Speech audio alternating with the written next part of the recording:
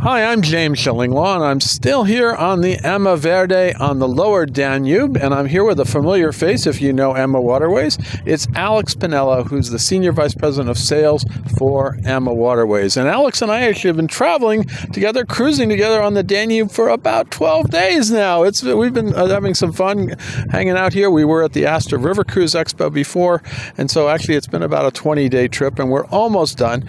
We got one more day, and then I'm heading home. Alex is also heading home. But we're going to talk to Alex about what's going on with AmaWaterways today, about this lower Danube itinerary, and also a lot of the new stuff that's going on with AmaWaterways today and how you can sell it even better. And you'll find out about that and more on Insider Travel Report.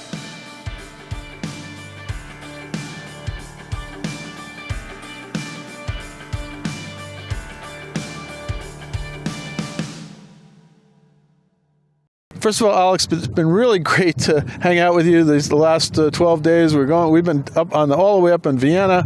We were actually on with the Gifted Travel Network group, and then we're on with a lot of travel advisors here after the post-ASTA, as well as some paying guests, because this is the first revenue cruise, right? Absolutely. It has been a great time. We've had a lot of fun with you, James. Yeah, I'm going to miss you on my next cruise. We got to find a cruise together the next time, because you're going to keep going. I said, maybe I'll just sign up for the next one. But let's talk a little bit about this particular ship we were on and what cruise we are sailing. What's the specific cruise that we are sailing here on the lower Danube? Absolutely. So we're on the beautiful AmaVerde. The AmaVerde was actually built in 2011, but she was completely refurbished during the pandemic in 2021. So she's like a brand new ship. Yeah. And we're on our very popular Gems of Southeast Europe lower Danube itinerary. We sailed from Budapest, Hungary, and we're on our way to Romania. So it's been a great week. Yeah, and we've done a lot of different places. We did something earlier, we'll talk about it, which was the Iron Gates, which I think personally is on par with some of the other great places on the Danube, like the Wachau Valley, and then, of course, if you're going to go to the Rhine, like the Rhine castles and all that. But we'll talk about that in a second. Now, tell us a little bit, has the lower Danube become a little more popular now as people have cruised around? I mean, people may start with the upper Danube, but have you seen a growing popularity of the lower Danube? We definitely have seen the lower Danube increase in popularity, James. I have to say, even last year we offered 31 itineraries to the lower Danube. This year we have 48 itineraries. Well, that tells you something, right? That tells you something. So this ship that we're on, the AmaVerde, and her twin sister, the AmaBella, are constantly cruising up and down the Danube, going all the way down to Giurgiu, and then all the way up to Wilshofen in Germany, and they're constantly crossing each other. So it's a whole season of lower Danube, and of course we even have the AmaMagna. I was going to say, you have AmaMagna comes down here too. Correct. The AmaMagna, not as often, but she has a handful of departures as well. And then you can also combine the upper Danube with the lower Danube for our Grand Danube 14-night cruise. It's kind of what we've been doing here, right? Exactly. Yeah. Yeah. I mean, I didn't go all the way up to your famous Wilshofen, but I did join you in Vienna. Now, I talked a little bit about one of those great attractions on the lower Danube, the Iron Gates, which I want you to explain what it is, because that's the Iron Gates. I didn't know what the heck that was. And but tell us a little bit about the attractions to this cruise. What are the kind of signature experiences that guests can have when they do the lower Danube? Well, first of all, they sail from a beautiful city. It's Budapest? Budapest. So you're sailing from Budapest, Hungary. Then you go and our first stop with Mohacs in Hungary as well.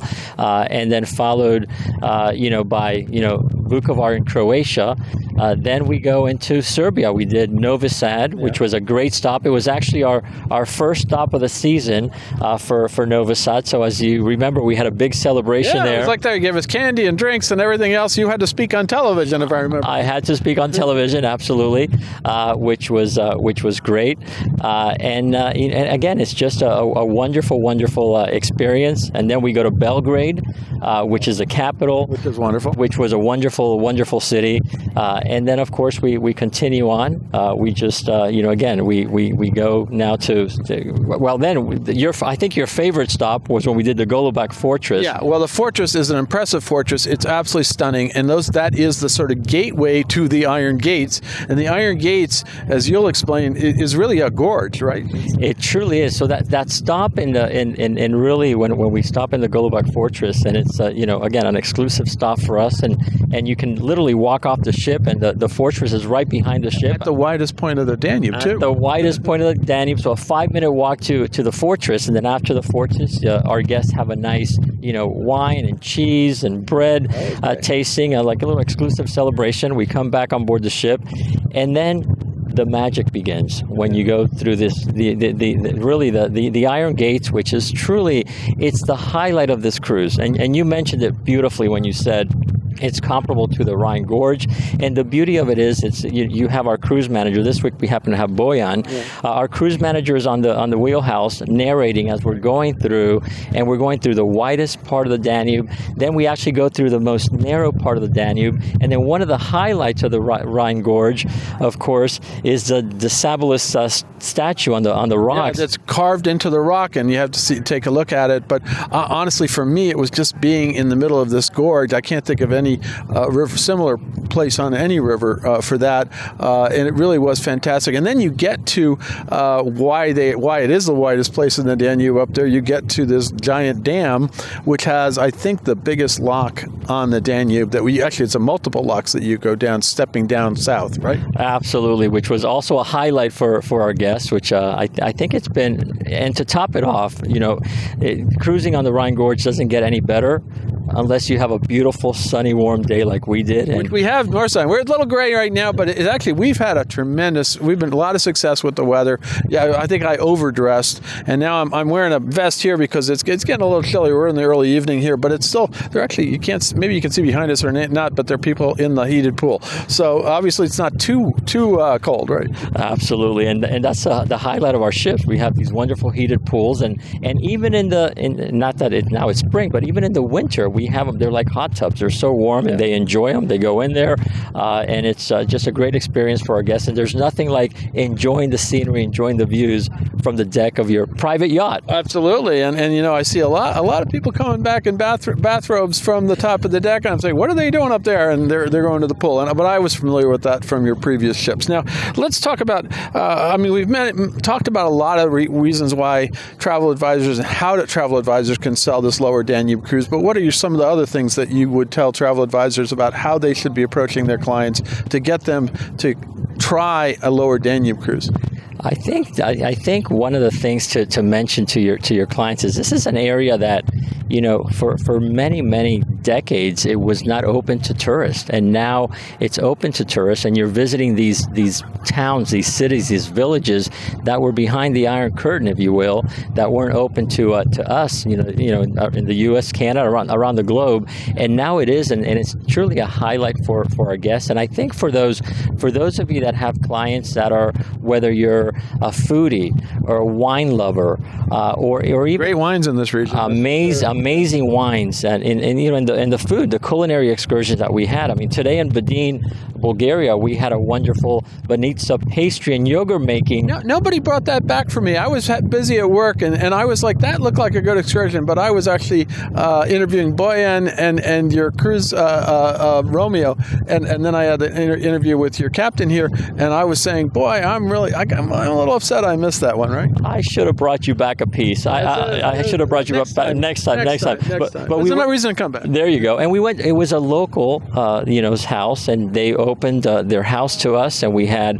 probably a group of 15 of us, and they prepared the first banitsa pastry, and then they let us prepare the second one. That's a little dangerous, though. The second one wasn't as good as the first one, but it was a great experience. No, that's amazing. That's the kind of experience you can have culinary. And we we went on a fabulous wine tour earlier as well, some amazing wineries that we went to on a previous port, and it just is really very special because they're very welcoming people. And one of the other things is that most of this crew is from Bulgaria, Romania, or Serbia, and they actually take a great pride in showing off their region of their world. Absolutely, they are so proud. And I have to say, the people you mentioned it, John, and you're so right. The people are so warm, so friendly, so welcoming, and remember, they haven't had tourists for 2 years, and they were saying, we had a nice performance this afternoon before lunch, and they were saying, we're so happy to see full ships again. Yeah. So it's great for everybody. It's great for the locals. It's great for us. It's great for you. So that's it. So it's a new part of now. Is there any particular client that you would target for this cruise? I think it's those clients that are looking to travel to those off the beaten path destinations. I mean, that are places that are not maybe as crowded and maybe not as well known as some of the other places. But let's not forget also our your wellness clients, because on this cruise it's a very, very active, as in many of our cruises. But of course, we have our wellness host. We say that as a bunch of people walk around the track in front of us. You're right. So on this itinerary alone, James, we had over 20 excursions to choose from. We had 4 bike tours to choose from, and we had 3 hikes. So really, they were sold out, those bike trips. Yeah. They were sold out for sure. No, I remember that, and I always try to find the active one. I did the active hiking and things like that, and it is one option that you have in addition to having a wellness host where you can do stretching and resistance and actually get personal training if you really want, right? Absolutely. Every morning, and it's a dedicated wellness host, and that's all they do. They're focused on the wellness of the guests. They have their stretch classes in the morning, their core strengthening courses. Then in the afternoon, out on deck, weather permitting, they do all kinds of classes as well, and it's a great experience. They've been rather full this cruise. Those classes in the morning, because I've been there. You've been there. Unfortunately, I have not. I tend to work late and tend to work early, but I was there in spirit. Put it that way. And then they do have a champagne yoga class. I don't know if that was scheduled here, but I always say I'm good with the champagne part. It's just the yoga I have a little problem with, right? That's probably my favorite yoga, champagne yoga. Champagne yoga. Now let's talk about that. A lot of times people like the lower Danube might consider it more of an exotic European cruise. What about some of the other rivers in Europe that you do that you really want to kind of highlight? Obviously, we know the Danube, we know the Rhine. They're all wonderful, and you can do them again and again in different ways. The Rhone has become increasingly popular, and then even the Seine. But what about some of the other rivers in Europe that you really want to maybe highlight with people about places they should think about? There's so many beautiful rivers in Europe, absolutely. And I think one of the ones, of course, aside from the Douro in Portugal, very, very popular. We offer 2 itineraries there. But aside from the Rhine and the Danube, you can't forget the Moselle, the Main. The Moselle has to be probably one of the prettiest rivers. That is still on my bucket list, is the Moselle, and I know you do it, right? Well, now that we have a date, we'll have to do that together. But the Moselle is absolutely beautiful. It's just a winding river, and then great wine area. Amazing wine areas, and you can see the vineyards on the side and the steep vineyards. It's absolutely magical, and it's a highlight. Similar to what the Douro is as well. You had the vineyards there too, so that's a kind of a very similar experience. But those are 2 rivers. I've done parts of the Douro, but not the full Douro, and I've never done the Mosel. I think years ago when my grandparents were traveling to Europe, and they actually went river cruising with German clients. Yep. They spoke German, and they went on the Mosel for a river cruise. And I'm like, you went on a river cruise on a place called the Mosel? What's that? Absolutely. And I have to say, James, and you mentioned it earlier, but just about every European cruise offers an exotic element, right? Whether it's the Wachau Valley and the Upper Danube. You mentioned the Rhine Gorge with the beautiful 40 castles lining the banks of the river. The gold, the gates here, the Iron Gates. The Iron Gates are amazing. So every river in Europe really has an exotic component, and our guests truly just enjoy it. And that's why they may start on the Danube or the Rhine, which are the perfect rivers for your first-time cruisers, but then they move. Maybe they move to one of our 5 or 6 itineraries in France. They move to our 2 itineraries on the Douro, and everything else that we offer. And then they might move to something else, because you got some even more exotic cruises, and let's talk about that, and then we're going to get to the final exotic one. But because I have been lucky enough to go with you on your Africa safari cruise, and that was a few years ago, where I was trying to go to South Africa and have a safari, and Christine Carr said to me, "Why don't you go on our river?" I said, "You have a river cruise in Africa? What are you talking about?"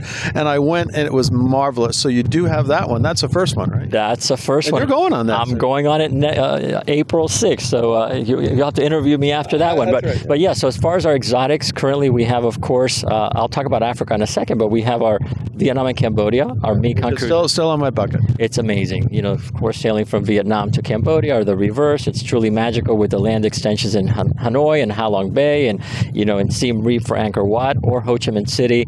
Truly a life-changing experience and a favorite for many of our guests. But then, of course, we also have our Nile. Which you just put in, and I understand it's booking out crazy, and you got another ship coming up, right? We have another, absolutely. It's so popular, and really with the Nile, we currently have 72 guests on the Amadalia, and then we'll have 82 guests on the Amalilia. We're adding a second ship next year. Amazing. And I talked to Christine about it. I said, look, I'd love to go back to the Nile. It was one of the first river cruises I ever did. Not on you, unfortunately, because it was way back. I don't want to tell you how long, almost 30 years ago.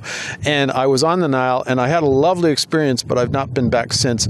And Christine said to me, we're going to get you on the Nile, but not this year. Do you want to go on one of our Nile cruises, like Christine asked? I do, but I have so many. The Nile, definitely Nile, because Nile is an incredible cruise, maybe next year. But and I'm looking forward to that. But there's another set of cruises that you got coming out next year as well that is even more exotic that I really want to go on, and you know what those are. What are those? And that is Colombia on the Magdalena River. So yeah, we're going to have two beautiful ships in Colombia on the Magdalena River, the Ama Magdalena, and then of course she'll carry 62 guests, and the Ama Melodia, which will start, Magdalena will start March of 24, and the Ama Melodia will start April of 2024, doing 7-day cruises from Cartagena to Barranquilla and the reverse, and then we'll have some land options in Medellin and Cartagena and Panama as well. I saw that, and it's amazing to hear. I have never been to Colombia, and this is going to be a real. I hope I can get on. I'll sneak in. I don't need a cabin. I'll just